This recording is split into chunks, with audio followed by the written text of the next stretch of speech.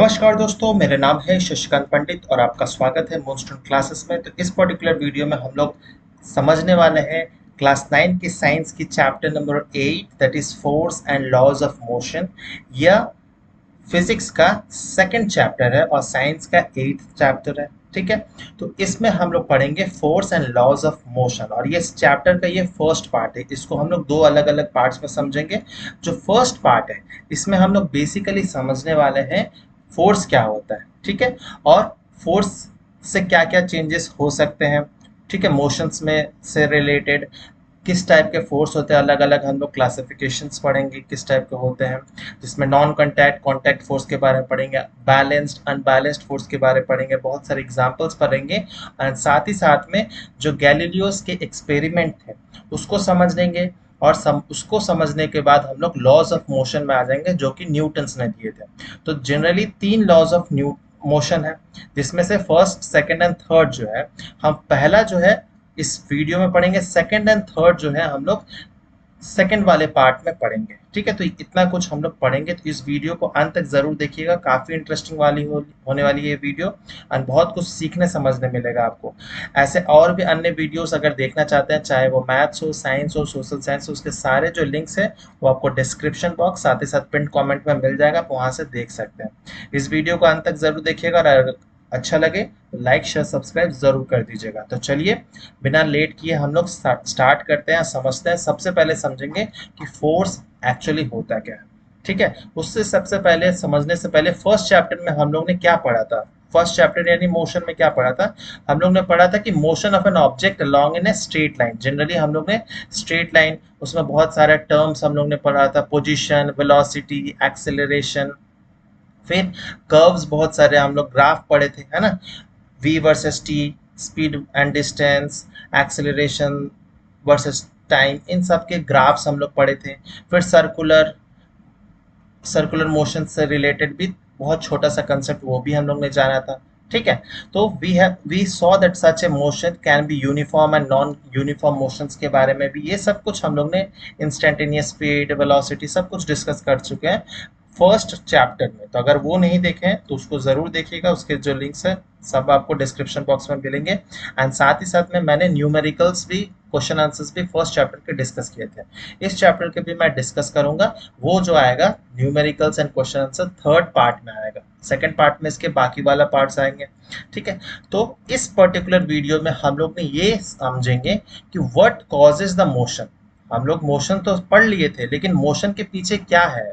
ठीक है, why does the speed of an object change with the time, क्यों ऐसा होता है, टाइम के साथ साथ स्पीड चेंज होता है, क्या हर मोशन के पीछे कोई रीजन है, कॉज है। ठीक है, और वो अगर कोई रीजन है, कॉज है, तो वो किस टाइप का है, नेचर क्या है, वो सब कुछ हम लोग इस चैप्टर में समझेंगे डिटेल वाइज। तो जो मोशन के पीछे जो कॉज है बेसिकली वो क्या है, दैट इज फोर्स। ठीक है, उसी को ही फोर्स कहते हैं। और फोर्स यानी हिंदी में उसको क्या कहा जाता है, तो हिंदी में हम लोग कहते हैं बल। ठीक है, तो फोर्स इंग्लिश में आपने बहुत जूनियर क्लासेस में इसका डेफिनेशन पढ़ा होगा। Force is what, force is basically a push और ए पुल। जो ये लड़का ये वुडन बॉक्स है मान लेते हैं, ठीक है, इसका 50 kg वेट है। ठीक है, तो ये बच्चा जो ठेल रहा है उसको क्या कहते हैं, तो पुश। ठीक है, और ये बच्चा टान रहा है, दैट इज कॉल्ड पुल। ये तो बेसिकली बहुत पता ही होगा। अब एक क्वेश्चन, बहुत इजी सा क्वेश्चन मैं पूछने वाला हूँ, उसका जो आंसर है आप कमेंट सेक्शन में बताइएगा कि पुश करना ज्यादा इजी है या फिर पुल करना, और उसका रीजन भी जरूर बताइएगा कि पुश करना ज्यादा इजी है, पुल करना। मैं थर्ड पार्ट आते आते तो उसको बता ही दूंगा, इसके रीजन सारे। ठीक है, तो force is basically a push और अ पुल। कोई भी स्टेशनरी ऑब्जेक्ट को, मान लीजिए ये जो बक्सा है, इसको हम लोग को मूव कराना है। ठीक है, ये अपने आप तो मूव नहीं होगा, इसको कोई ना कोई एक्सटर्नल फोर्स लगेगा, बल लगेगा, तभी जाके ये मूव करेगा, है ना। तो इसके लिए जिस कोई भी स्टेशनरी ऑब्जेक्ट को मूव कराना हो, या अगर वो ऑलरेडी मूव कर रहा है उसको स्टॉप करना हो, तो उसके लिए हमें एफर्ट लगाना पड़ेगा। वो जो एफर्ट, वो फिजिकल एफर्ट या फिर मस्कुलर एफर्ट जो है, उसी को ही हम लोग फोर्स कहते हैं। ठीक है, इतना तो समझ आ गया। तो वेन एवर वी पुश और pull on an object, a force act upon them. ठीक है, इस पे जो हो रहा है बल एक्ट हो रहा है and makes them move from one place to another. ठीक है, अब फोर्स का जो हमारा ऐसा यूनिट है वो तो न्यूटन है। ठीक है, अब ये सेकंड लॉ जब हम लोग पढ़ेंगे, सेकंड लॉज ऑफ मोशन, उसमें हम लोग पढ़ेंगे कि ये न्यूटन कैसे आता है, वो सब कुछ हम लोग डिराइवेशन के साथ में सेकंड पार्ट में समझेंगे। ठीक है, तो फोर्स के साथ साथ सिर्फ यही नहीं होता है कि हम लोग फोर्स के थ्रू किसी ऑब्जेक्ट को मोशन में ला सकते हैं, किसी स्टेशनरी ऑब्जेक्ट को मोशन में ला सकते हैं, बहुत और भी कुछ कर सकते हैं। जैसे कि इस फोटोग्राफ में आपको देख सकते हैं कि लॉन मूवर, ठीक है, जो घास काटने वाली मशीन्स होती है, मान लीजिए कोई क्रिकेट ग्राउंड है, उसके ग्रासेस को काटना है, फुटबॉल ग्राउंड उसके ग्रासेस को काटना है, तो ये जो लॉन मूवर होता है, ठीक है, काटने वाला, वो अपने आप तो मूव नहीं करेगा, उसको मूव कराने के लिए एक पर्सन अपना मस्कुलर एफर्ट लगाएगा। वो क्या है, basically that is called force. तो हम लोग फोर्स के कारण उस लॉन मूवर को क्या कर रहे हैं, उसको मोशन में ला रहे हैं। ठीक है, और फोर्स के कारण ही उसको हम लोग स्टॉप भी कर रहे हैं, उस मूविंग ऑब्जेक्ट को स्टॉप पोजीशन पे ला रहे हैं। सिमिलरली अगर हमें किसी भी ऑब्जेक्ट का स्पीड को बढ़ाना है तो उसके लिए भी हमें फोर्स लगाना पड़ेगा, है ना। जैसे कि इस एग्जांपल में क्या हो रहा है, साइकिल चला रहा है, अगर आपकी साइकिल की स्पीड को बढ़ाना है तो आपको क्या करना पड़ेगा, ज्यादा मस्कुलर एफर्ट लगाना पड़ेगा, ज्यादा फोर्स लगाना पड़ेगा, है ना। तो हम लोग फोर्स से क्या कर सकते हैं, स्पीड चेंज भी कर सकते हैं या कम भी कर सकते हैं, दोनों ही चीज किया जा सकता है। आप अगर पैडल मारना बंद कर देंगे, मस्कुलर एफर्ट लगाना बंद कर देंगे, तो जो मोशन है वो स्टॉप हो जाएगा। ठीक है, तो यहाँ पर क्या हो रहा है, स्पीड जो है इंक्रीज भी हो रहा है, डिक्रीज भी हो रहा है। यहाँ पर क्या था, मोशन मोशन में भी आ रहा है और वो स्टॉप स्टैटिक पोजीशन पे भी आ जा रहा है। ठीक है, तो दो केस तो समझ आ गया। तीसरा केस में क्या है, जैसे कि अगर क्रिकेट खेलते हैं या फुटबॉल खेलते हैं, है ना, तो जब फुटबॉल में हम लोग पासेस देते हैं अपने पार्टनर्स को, अपने टीममेट्स को, तो उसमें क्या कर रहे हैं हम लोग, बॉल का जो डायरेक्शन है ना, उसको हम लोग चेंज कर रहे हैं बेसिकली। मान लीजिए बॉल आ रहा है आपको, इस डायरेक्शन से आ रहा है, अब बॉल पास करना है, यहाँ पर एक फील्डर है उसको देना है, तो हम लोग क्या कर रहे हैं, जनरली हम लोग डायरेक्शन को चेंज कर रहे हैं। ठीक है, तो तीसरा जो है, फोर्स से हम लोग क्या कर सकते हैं, डायरेक्शन को भी हम लोग चेंज कर सकते हैं। चौथा जो है, हम लोग फोर्स से क्या कर सकते हैं, फोर्स से हम लोग किसी भी ऑब्जेक्ट का साइज एंड शेप को चेंज कर सकते हैं। ठीक है, जैसे आटा, जब हम लोग आटा को गूथा जाता है, ठीक है, डॉ मेकिंग जिसको बोला जाता है, तो उसमें क्या कर रहे हैं हम लोग, जब प्रेस लगा रहे हैं हम लोग, मस्कुलर एफर्ट लगाते हैं, उसके कारण ही क्या होता है, वो शेप साइज चेंज होता है। फिर हम जब बेलन से उसको बेलते हैं, है ना, उसको रोटी बनाते हैं, तो उसका भी साइज शेप चेंज होता है। अगर आपको रोटी खाना है तो गोल के शेप में होगा, पराठा होंगे तो अलग अलग शेप्स में बनेंगे, है ना। तो इससे क्या हो रहा है, हम लोग फोर्स से ही, ये भी किससे हो रहा है, ये फोर्स के कारण ही हम लोग साइज या शेप चेंज कर रहे हैं। ठीक है, या फिर हम लोग एग्जांपल ले सकते हैं, एक हमारे पास बलून है, ठीक है, इसका हम लोग उसको अगर दबाएंगे, ठीक है, दोनों साइड या किसी भी साइड से दबाएंगे तो इसका साइज चेंज हो सकता है, शेप चेंज हो सकता है ना। तो देख सकते हैं हम लोग फोर्स से क्या क्या कर सकते हैं, किसी भी स्टैटिक ऑब्जेक्ट को हम लोग मोशन में ला सकते हैं, या फिर उसका उल्टा क्या कर सकते हैं, एक मूविंग ऑब्जेक्ट को स्टॉप पोजीशन स्टैटिक पोजीशन पे ला सकते हैं। ठीक है, दूसरा क्या कर सकते हैं, हम लोग किसी भी मूविंग ऑब्जेक्ट का स्पीड को बढ़ा सकते हैं या फिर कम कर सकते हैं। साथ ही साथ हम लोग क्या कर सकते हैं, डायरेक्शन को भी चेंज कर सकते हैं। चौथा हम लोग कर सकते हैं, साइज एंड शेप को भी चेंज कर सकते हैं। तो फोर्स से हम लोग बहुत कुछ कर सकते हैं। नेक्स्ट हम लोग समझेंगे टाइप्स ऑफ फोर्सेस में।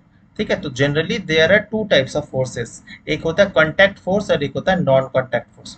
कॉन्टैक्ट फोर्स में क्या होता है, हम लोग का बॉडी, जो भी ऑब्जेक्ट होता है उसके साथ में एक फिजिकल कांटेक्ट होता है।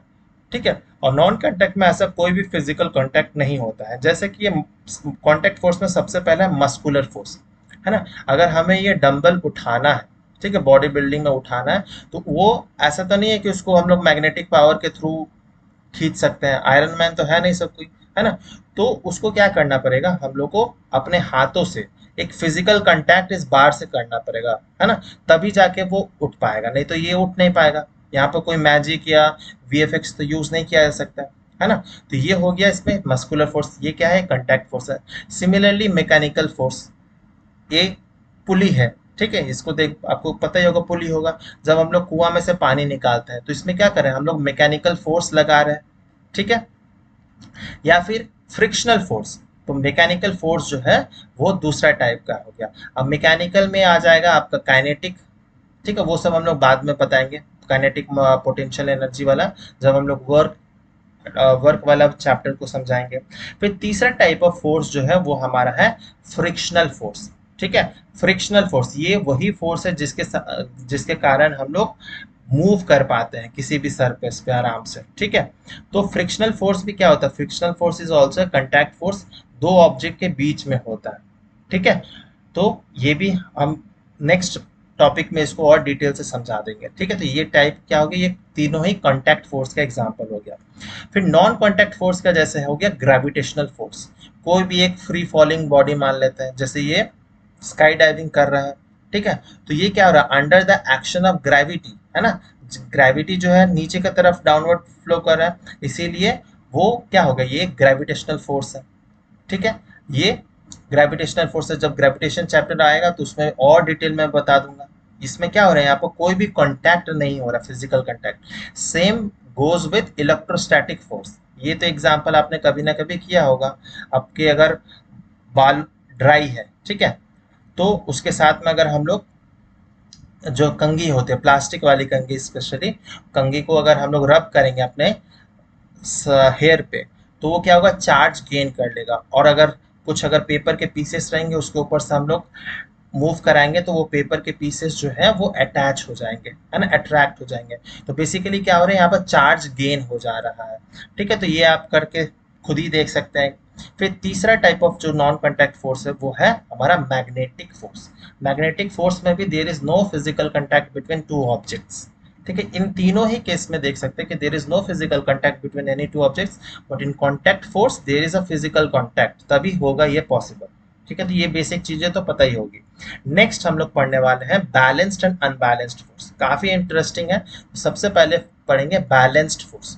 तो बैलेंस्ड फोर्स का मतलब ही समझ सकते हैं क्या है, कि when equal amount of force are applied to an object from different directions such that they cancel each other, such forces is known as balanced force। जैसे कि ये टग ऑफ वॉर हो रहा है, मान लेते हैं इसमें क्या है, लेफ्ट और जो हमारा लेफ्ट हैंड साइड है और राइट हैंड साइड है, राइट हैंड साइड से भी 300 न्यूटन का फोर्स लग रहा है और लेफ्ट हैंड साइड से भी 300 न्यूटन का फोर्स लग रहा है। तो ये जो पॉइंट है वो स्टैटिक रह जाएगा, है ना, ये जो लाइन क्रॉस करना होता है वो स्टैटिक रह जाएगा, क्योंकि दोनों तरफ से इक्वल अमाउंट ऑफ फोर्स लग रहा है, ठीक है। सिमिलरली अगर यहाँ पे एक बक्सा होता, मान लेते हैं यहाँ से 300 न्यूटन फोर्स लगाया जा रहा है या यहाँ से भी 300 न्यूटन फोर्स लगाया जा रहा है, तो भी ये मूव नहीं करेगा, ठीक है। तो इसको क्या कहा जाता है, तो बैलेंस्ड फोर्स कहा जाता है। तो बैलेंस्ड फोर्स में क्या होता है, there is no change in the state of rest और मोशन ऑफ एन ऑब्जेक्ट। वो उस स्टेट जो है वो चेंज नहीं होगा। अगर ये रेस्ट में था तो रेस्ट में ही रह जाएगा, अगर कोई चीज मोशन में था वो मोशन में ही रह जाएगा। तो यहाँ पर बैलेंस्ड फोर्स में ये होता है। डायरेक्शन ऑपोजिट भी हो सकता है, सेम डायरेक्शन भी हो सकता है, ठीक है। ऑब्वियसली इसमें ऑपोजिट डायरेक्शन ही होगा, ठीक है।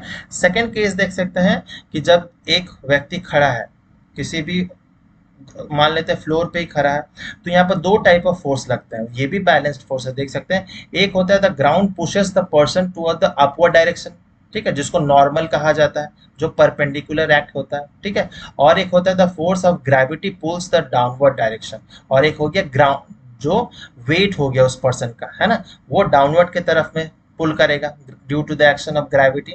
तो यहाँ पर क्या हो रहा है, ये दोनों बैलेंस्ड हो जा रहा है। तो इस केस में क्या हो रहा है, इसको हम लोग बैलेंस्ड फोर्सेस कहेंगे, ठीक है। और balanced forces do not change the state of rest और motion on an object, but sometimes क्या होता है, may change in the shape and size of an object, ठीक है। Size and shape of object हो सकते हैं, जैसे कि देख सकते हैं ये बॉक्स है, ठीक है। मान लीजिए इधर से भी हम 300 न्यूटन फोर्स लगा रहे हैं, इधर से भी 300 न्यूटन फोर्स, तो ये बॉक्स जो है उसका शेप तो चेंज होगा ना, वो पचक जाएगा या उसका कुछ भी शेप में डिफॉर्मेशन आ जाएगा।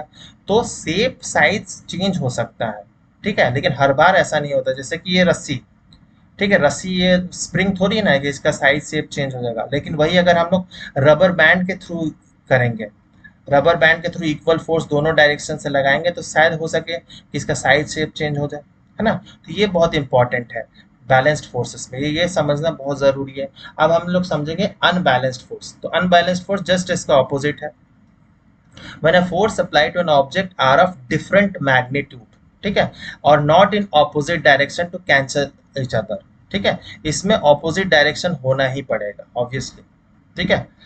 तो such forces are called unbalanced force. जैसे कि टग ऑफ वार है, इधर 3 लोग हैं, यहाँ पर 300 न्यूटन फोर्स लग रहा है, इधर एक है तो 100 न्यूटन फोर्स लग रहा है, ठीक है। तो ये क्या होगा, ये जो लड़का है इसका मोशन चेंज हो जाएगा, है ना, इसका स्टेट जो है वो चेंज हो जाएगा। सिमिलरली ये जो होता है, ठीक है, इसमें जिसका भी वेट, अगर अन इस लड़के का वेट मान लेते हैं 40 kg, इस लड़के का वेट है 35 kg, नहीं ज़्यादा है क्योंकि नीचे है, तो ये हो जाएगी, मान लेते हैं 45 kg।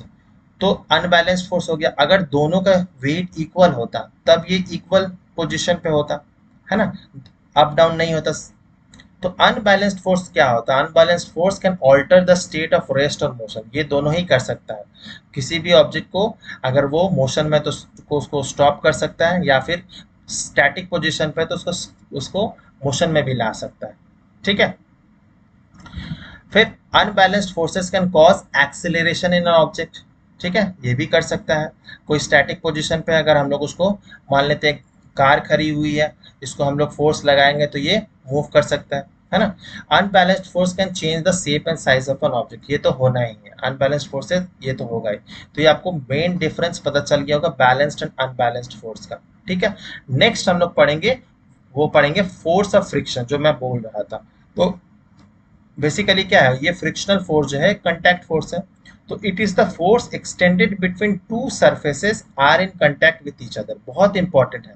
अगर दो सरफेसेस या दो ऑब्जेक्ट कंटैक्ट में नहीं रहेंगे तो ये पॉसिबल नहीं होगा, ठीक है। तो it act as it always act the direction opposite to the direction of motion. इसका मतलब क्या है, देखिए जैसे ये पर्सन खड़ा है और ये ऑब्जेक्ट है, फर्स्ट ऑब्जेक्ट है, ठीक है, और दूसरा जो है हमारा सरफेस है, ठीक है। तो ये इनके बीच में क्या है, डायरेक्ट कांटेक्ट है। ये जो बॉक्स है और ये फ्लोर है, इसके बीच में डायरेक्ट कांटेक्ट है, ठीक है।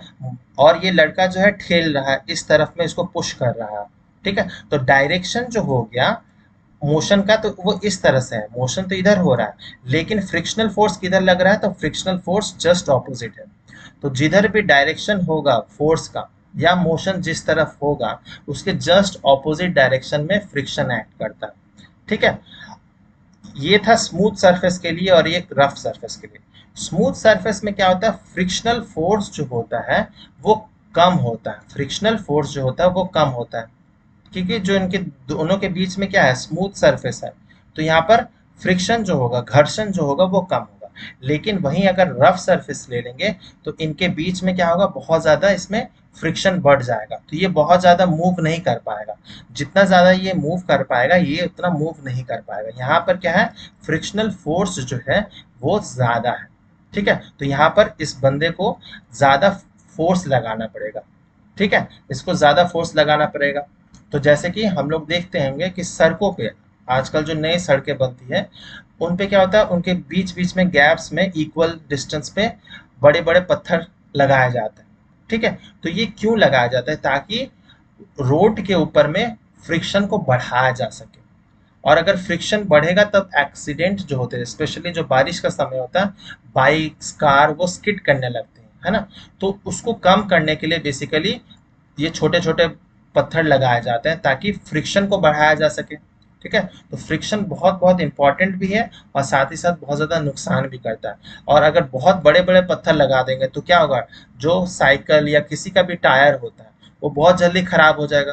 तो इसीलिए फ्रिक्शन जो है वो हेल्पफुल भी है और नुकसान भी करता है।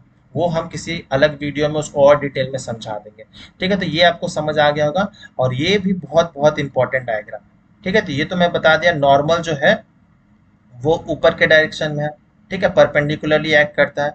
ये हो गया हमारा फोर्स, जिधर से हम लोग फोर्स लगा रहे हैं, इसका डायरेक्शन इस डायरेक्शन में है। फ्रिक्शनल फोर्स जो होगा डायरेक्ट ऑपोजिट होगा, ठीक है, वो ऑपोजिट डायरेक्शन में होगा। और नीचे के डायरेक्शन में जो होता है वो होता है mg, दैट इज वेट, ठीक है, ये होता है वेट। तो वेट भी एक तरह का फोर्स ही है। ठीक है, तो वेट और मास में डिफरेंस है। अगर हम लोग वेट की बात करेंगे तो वहां पर एक्सेलरेशन ड्यू टू ग्रेविटी आ जाएगा, ये स्मॉल जी आ जाएगा। लेकिन अगर मास की बात करेंगे तो मास मतलब सिर्फ स्मॉल, स्मॉल एम। यहाँ पर कोई भी एक्सेलरेशन ड्यू टू ग्रेविटी का कोई चक्कर नहीं है। ठीक है, तो ये स्मॉल डिफरेंस है। ये भी जब ग्रेविटेशन वाला चैप्टर आएगा उसमें भी आपको कॉन्सेप्ट क्लियर हो जाएगा, वेट एंड मास का डिफरेंस क्या होता है। तो यहाँ तक तो आपको समझ आ गया होगा कि what is force of friction. ठीक है, इतना दूर समझ आ गया होगा। अब हम लोग क्या समझेंगे, गैलीलियो का एक्सपेरिमेंट समझेंगे, जिसके कारण न्यूटन अपने 3 लॉज दे पाया है। तो गैलीलियो का बहुत ज्यादा इंपॉर्टेंस है, तो जिसको हम लोग फर्स्ट लॉ भी कह सकते हैं, क्योंकि गैलीलियो के एक्सपेरिमेंट करने के बाद ही ये फर्स्ट लॉ आया था बाई न्यूटन। तो गैलीलियो ऑब्जर्वेशन क्या, तो ही observe that the motion of object on an inclined plane. ठीक है, एक इंक्लाइंड प्लेन इस तरह से होता है। ठीक है, तो ये वो ऑब्जर्व कर रहा था कि motion of an object on an inclined plane when marbles are rolled down. तो आपने कभी ना कभी कंचे थे खेले होंगे, गोटियां जो होती है। तो when marbles is rolled down on an inclined plane, its velocity increases, and when it moves upward its velocity decreases. मान लेते हैं कि यहाँ से हम लोग रोल करा रहे हैं कंचे को, मार्बल्स को, तो जैसे जैसे नीचे जाएगा वो क्या होगा, वेलोसिटी जो होगी वो इंक्रीज करेगी। ठीक है, वो नीचे जा रहा है, लेकिन वही एक मार्बल को हम लोग नीचे से ऊपर जा फेंकेंगे तो वो उसकी वेलोसिटी डिक्रीज हो जाएगी। ठीक है, अब इसके वो देख सकते हैं कि वो क्या क्या आर्ग्यूमेंट्स देता है। जैसे कि फर्स्ट केस में क्या हो रहा है कि when marble is roll down from the left, ये लेफ्ट हैंड राइट ये तो पता ही होगा। तो when the marble is roll down it will go up to the opposite side up to the same height at which it is drop. तो जितनी height पे हम लोग ड्रॉप कर रहे हैं मार्बल को, वो उतनी ही हाइट पे अचीव करेगा। तो ये फर्स्ट ऑब्जर्वेशन है। ठीक है, अब इसमें कंडीशन ये है कि दोनों जो इंक्लाइन प्लेन है उसका जो फ्रिक्शन है वो दोनों सेम काइंड ऑफ मटेरियल से बना हो, है ना, तभी ये पॉसिबल होगा। अगर मान लेते हैं इधर में जो है फ्रिक्शन कम है और इस वाले इंक्लाइन प्लेन में फ्रिक्शन ज्यादा है, तो वो उतनी हाइट अचीव नहीं कर पाएगा। तो शर्त यही है कि दोनों जो इंक्लाइन प्लेन है उसका फ्रिक्शन, या फिर उसको कह सकते हैं इसके जो मटेरियल है वो दोनों सेम टाइप ऑफ हो, तभी ये पॉसिबल होगा। तो जितनी हाइट पे आप छोड़ेंगे उतनी हाइट पे ये भी हाइट अचीव करेगा। ठीक है, सेकंड केस में क्या हो रहा है, if the inclination of plane is equal. ठीक है, इंक्लिनेशन ऑफ प्लेन मतलब ये एंगल जो है अगर ये इक्वल होगा तो जितना डिस्टेंस ये डाउनवर्ड में कवर करेगा उतना ही डिस्टेंस ये अपवर्ड में भी कवर करेगा।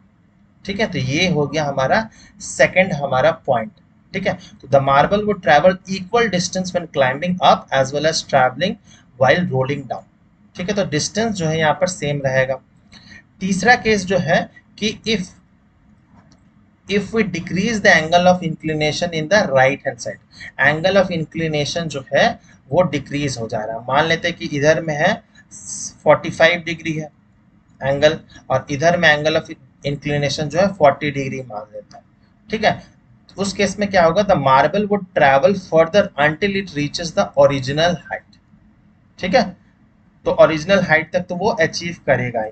ठीक है, लेकिन अगर हम लोग, चौथा केस बहुत इंटरेस्टिंग है, अगर हमारा जो इंक्लिनेशन है ना, वो 0 डिग्री हो जाता है राइट हैंड साइड वाला में, अगर इंक्लिनेशन 0 डिग्री हो जाता है तो वो बॉल जो भी मार्बल है या कंचे हैं वो क्या करेगा, इट विल मूव, है ना, it will move for ever, ये मूव करते रहेगा to achieve the same height.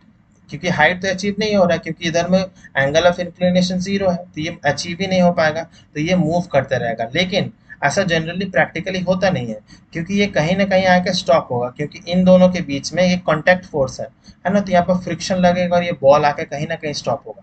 देखते होंगे जब क्रिकेट बॉल, जब ग्राउंडेड शॉट मारा जाता है तो कभी ना कभी स्पेशली टेस्ट मैचेस में वो फ्रिक्शन के कारण क्या होता है, बॉल कभी कभी बाउंड्री लाइन पार नहीं कर पाती है ना, तो वहां पर भी क्या एंगल ऑफ इंक्लिनेशन 0 है, लेकिन ड्यू टू फ्रिक्शन वो कहीं ना कहीं स्टॉप कर जाती है। तो ये थियोरेटिकली तो है, लेकिन प्रैक्टिकली ऐसा होता नहीं है ना।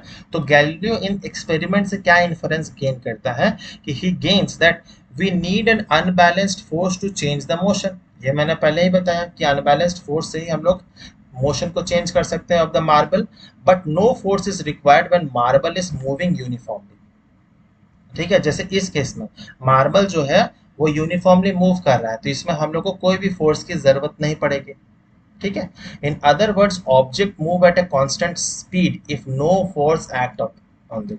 ठीक है, अगर कोई भी उस पर एक्सटर्नल फोर्स एक्ट नहीं कर रहा है तो ऑब्जेक्ट जो है वो कांस्टेंट स्पीड पे अगर मूव कर रहा है ना, तो अगर कोई भी एक्सटर्नल फोर्स नहीं एक्ट करेगा तो वो मूव करते ही रह जाएगा।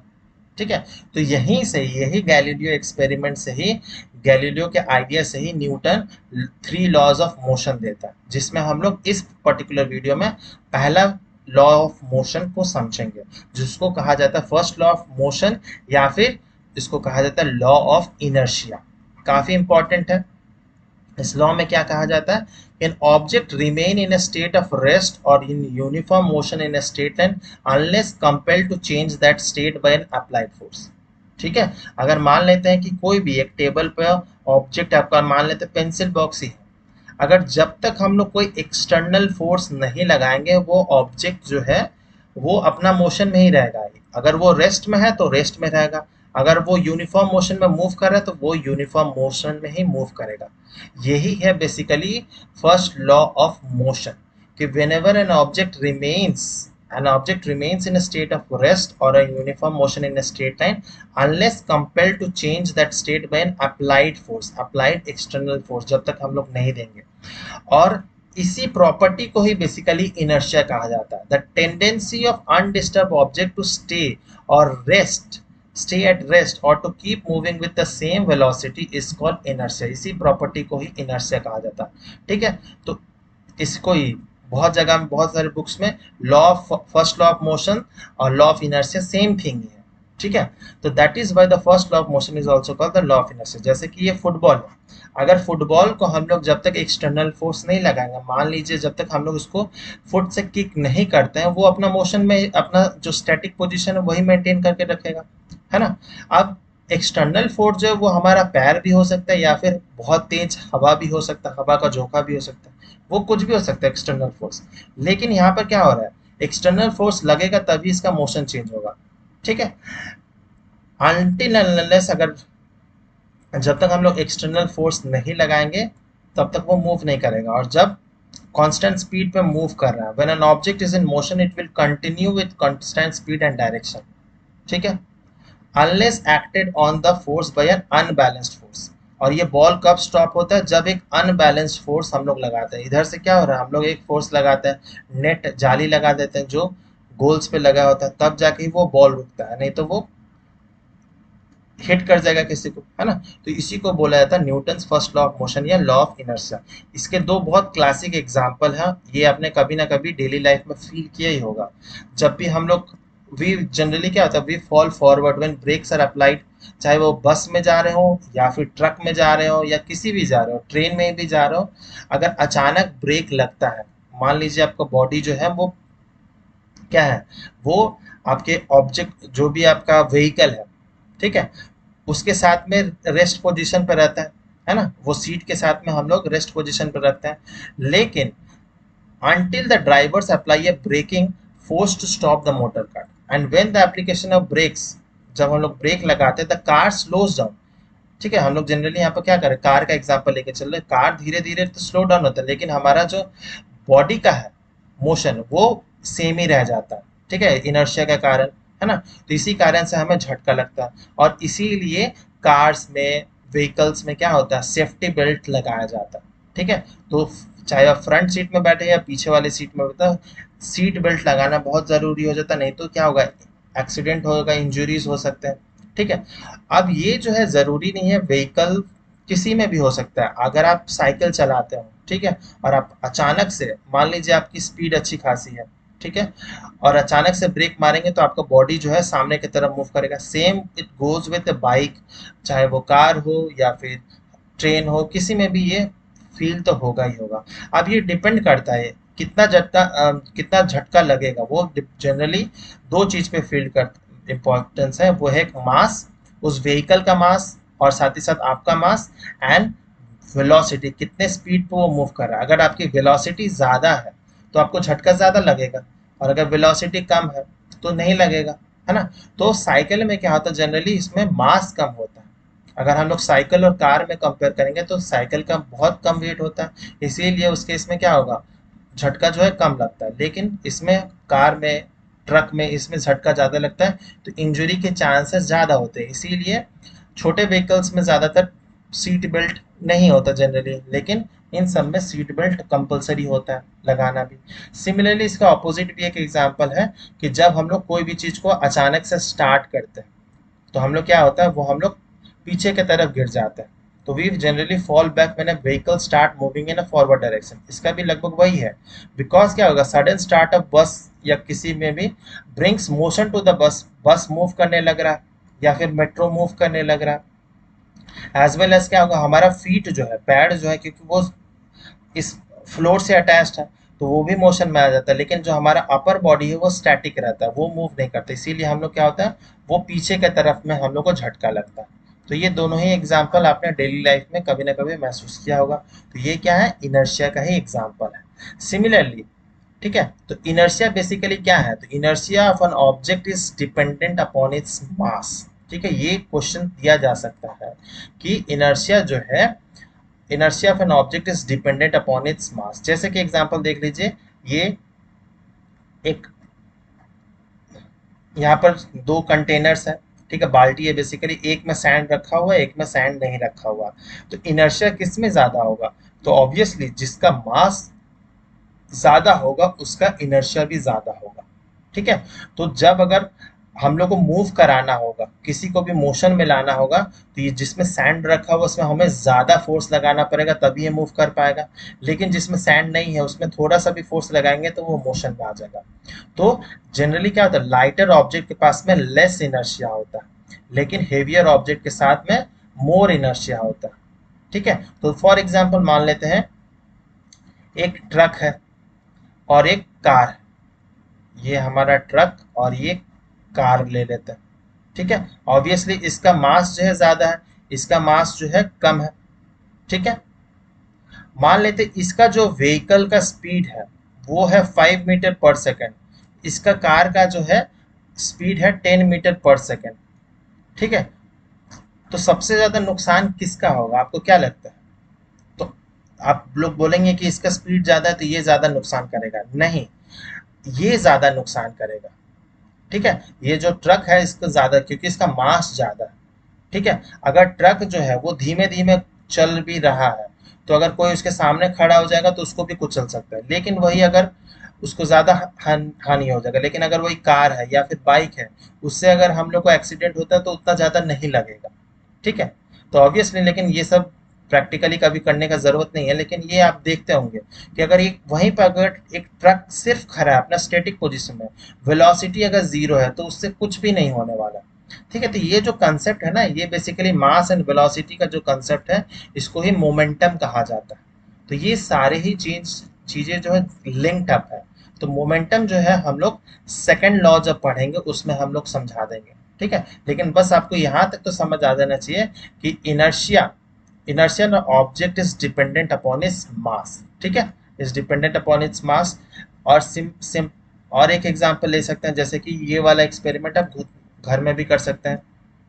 ठीक है, एक ग्लास ले लीजिए खाली सा, उस पे एक कार्ड ले लीजिए, कोई भी थिक कार्डबोर्ड भी ले सकते हैं। ठीक है, और एक सिक्का ले लीजिए। हम लोग क्या करेंगे, इस कार्ड को जो है बहुत तेज से हम लोग मारेंगे तो वो क्या होगा, सिक्का जो है वो अंदर गिर जाएगा, है ना। लेकिन इसमें एक ट्विस्ट है। मान लीजिए एक ग्लास है, अब जो हम लोग सिक्का रखे हैं वो काफी लाइट वेट रखे हैं।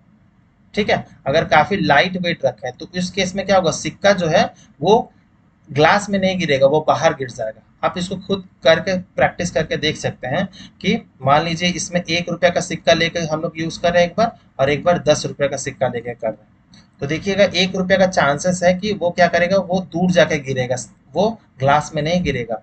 क्यों? क्योंकि वो हल्का हल्का है तो उसका इनर्शिया भी कम हो गया। तो वो क्या करेगा, वो इसके साथ ही मूव कर जाएगा, वो जो कार्डबोर्ड है उसके साथ ही मूव कर जाएगा। लेकिन अगर वो हेवी रहेगा, ठीक है, तो वो अपना स्टैटिक पोजीशन जो है उसको मेंटेन कर पाएगा, और वो क्या करेगा, वो नीचे गिर जाएगा उस ग्लास में। तो ये आप खुद करके देख सकते हैं, आपको समझ आ जाएगा सब कुछ इनर्शिया के बारे में। तो इस पर्टिकुलर वीडियो में हम लोग इतना कुछ समझ चुके हैं। जो नेक्स्ट पर्टिकुलर वीडियो आएगा पार्ट 2, उसमें हम लोग बाकी के चैप्टर्स को जिसमें हम लोग सेकेंड लॉ, उसमें मोमेंटम, उसका derivation, F is equal to ma, वो सब कुछ हम लोग समझेंगे। फिर थर्ड लॉ समझेंगे एंड तीसरा जो पार्ट आएगा उसमें हम लोग बेसिकली इस चैप्टर से related numericals question answer practice करेंगे। उम्मीद करता हूँ ये वीडियो हेल्पफुल रहा होगा आपके लिए। अगर अच्छा लगा तो लाइक ज़रूर कीजिएगा, कमेंट करके कोई भी सजेशंस हो, डाउट हो वो पूछ सकते हैं। शेयर एंड सब्सक्राइब अभी तक नहीं किया है तो ज़रूर से ज़रूर कीजिएगा। मिलते हैं नेक्स्ट वीडियो में। टिल देन बाय बाय, जय हिंद।